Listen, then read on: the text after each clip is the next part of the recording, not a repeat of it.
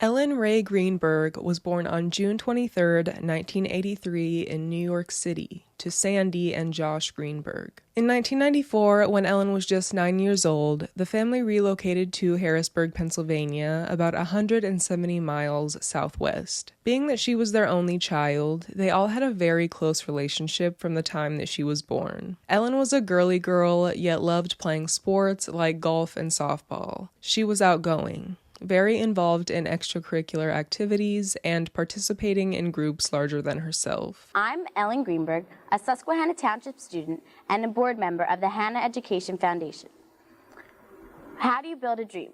What foundations do you build it on? This social nature followed her into adulthood, shaping her academic and professional pursuits. Ellen attended Penn State University, where she was part of the golf team and worked as a liaison introducing new student athletes and their families to the campus. Overall, she was a big sports fan and attended pretty much any game she could. She graduated with a degree in communications with plans of becoming a speech pathologist, but ultimately decided to go to Temple University to earn teaching certifications instead. Her path in education continued as she got a job teaching first grade at Juniata Park Academy in Philadelphia. Ellen was passionate, finding engaging ways to interact with her students, such as Pilates breaks during the day to get them moving. Her students really loved her. They felt genuinely cared about, and there was a difference in class if there were ever a substitute teacher, a true testament to her positive impact. She actually made them excited to come to school and learn. Ellen was living with her fiancé, Samuel Goldberg, in an apartment in Northwest Philadelphia. The couple had met in 2007 on a blind date set up by a mutual friend. Sam had come from a wealthy background and worked as a producer for NBC. Ellen's parents liked him a lot, describing him as a fine young man. 3 years into dating, in 2010, the couple went on a vacation to California, where Sam dropped to one knee and proposed to Ellen on the beach. She was blown away by his romantic gesture,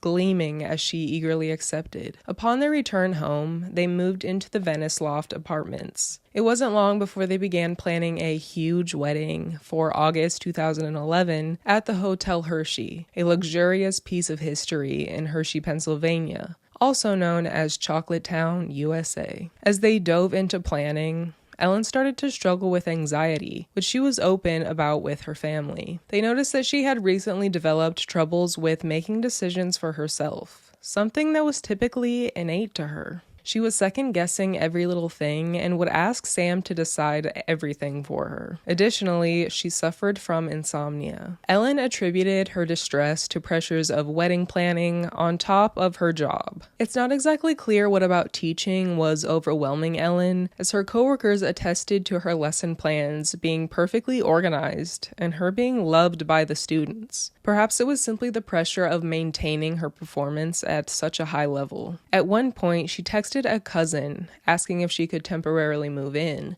but never followed through. It came to the point where Ellen considered quitting her job and moving back to Harrisburg to be with her parents. She texted them, "I want to leave this place. Get me out." Josh and Sandy were confused at her wanting to drop everything that she seemingly loved and had worked so hard for. And although they were more than willing to welcome her home with open arms, they encouraged her to seek professional help before making any drastic decisions. Ellen agreed to see a therapist, and on January 8th, 2011, she went to her appointment. She began taking the prescribed medications Zoloft, Ambien, and Klonopin to help her mental state and for her sleeping disorder. For the first few days, she told her loved ones that she was feeling better. Yet in subsequent therapy sessions, her therapist noted that Ellen didn't feel control in her life and was unhappy with her job. Despite this, she wanted to get through until at least June. So while things weren't perfect, her therapist did note an improvement in Ellen's mood over the next couple sessions. She had finally gotten around to sending out save the dates for her upcoming wedding later that year, and she also went shopping for bridesmaids' dresses with a good friend.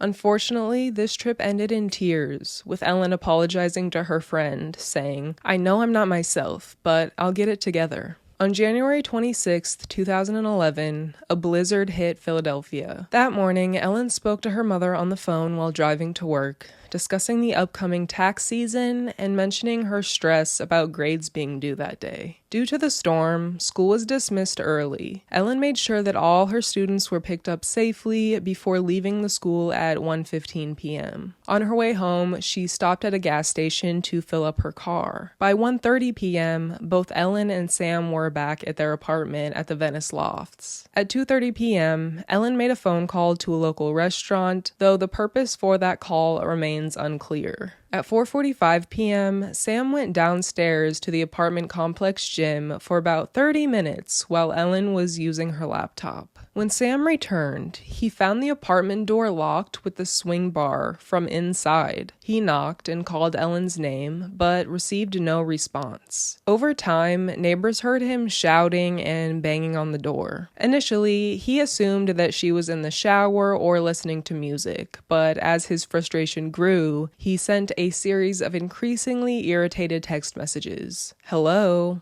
Open the door. What are you doing? I'm getting pissed. Hello?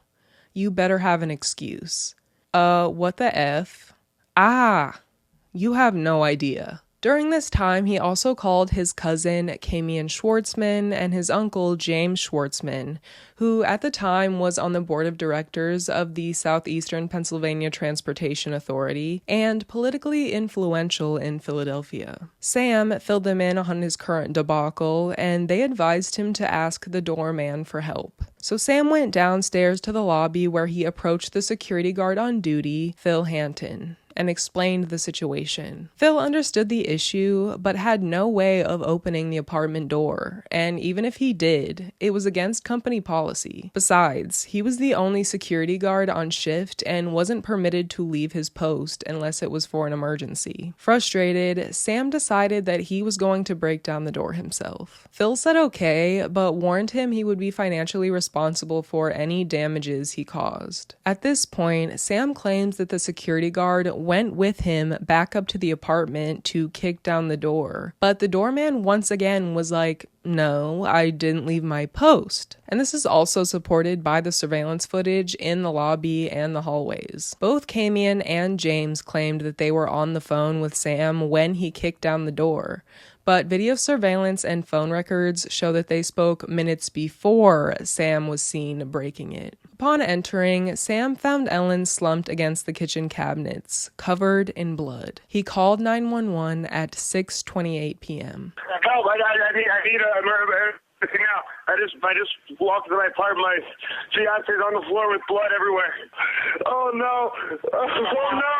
It's an apartment. Please hurry, please. Where is she bleeding from? I don't know. I can't tell. No, sir, you have to calm yourself down in order to get you some help. I'm sorry. Okay. I don't know. I'm looking at her right now. I can't see anything. There's nothing broken. She's bleeding. Ellie! You don't know where she's bleeding from? Can't tell where Ellie! the blood's coming from? I think her head. I think she hit her head, but it's everywhere. Okay, sir, it's everywhere. You think she might have fallen? Do you know what happened? She may have slipped. There's blood on the table. Her face is a little purple.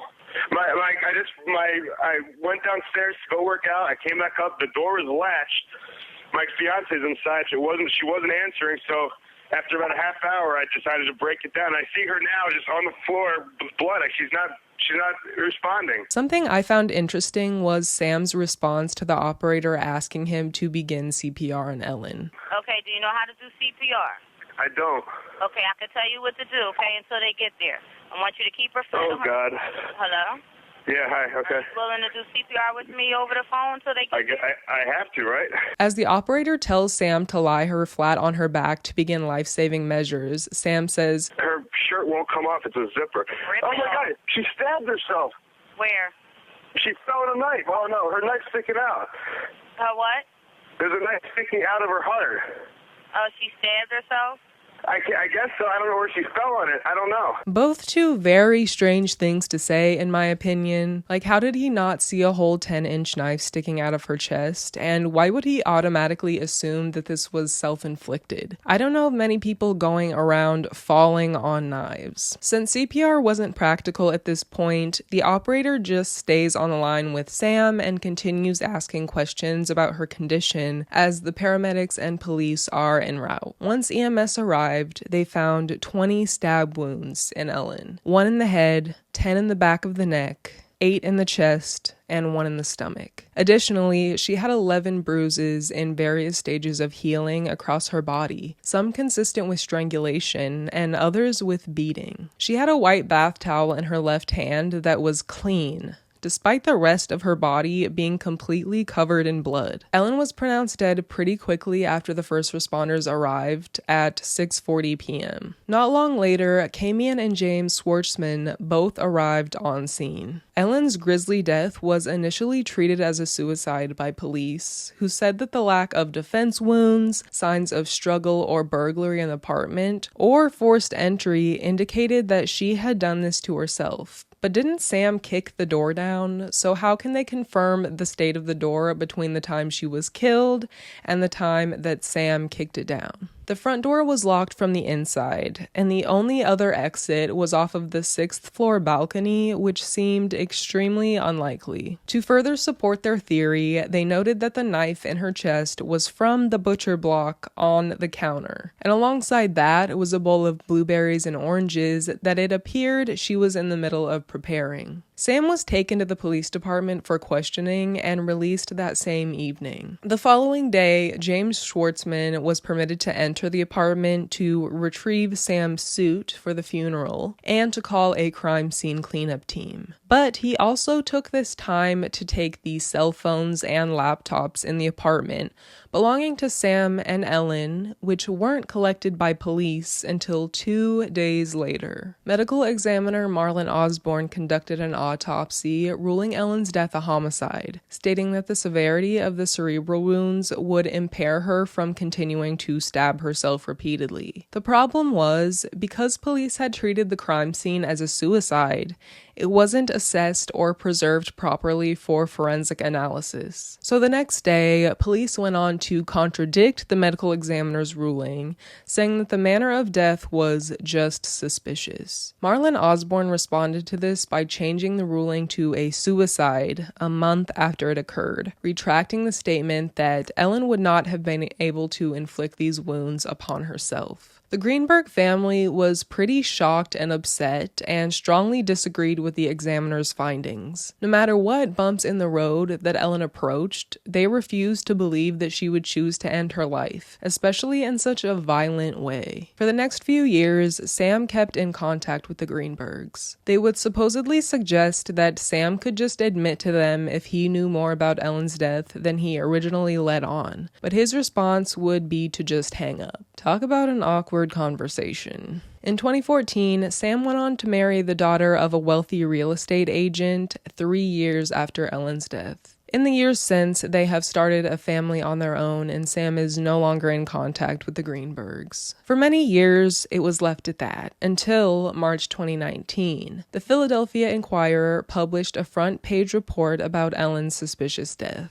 In the article, forensic scientists reviewed the case, strongly suggesting the state of the crime scene and wounds pointed directly to murder, and that the idea of a self-induced death was highly unlikely. The wounds to her neck and back would have been extremely painful and so traumatic to the body that it would be difficult, if not impossible, to inflict on oneself. In October of that same year, Josh and Sandy sued the medical examiner's office responsible for their daughter's autopsy, as well as the police department, in civil court, with the intention of changing her manner of death from suicide to either homicide or undetermined, and for emotional damages. The grieving pair believed that there was a conspiracy to cover up the murder and the police mishandling evidence. Since 2019 had been quite a few years since Ellen's untimely death, technology had advanced in such a way that allowed her wounds to be recreated on a computer and further examined to show that Ellen physically could not have been the one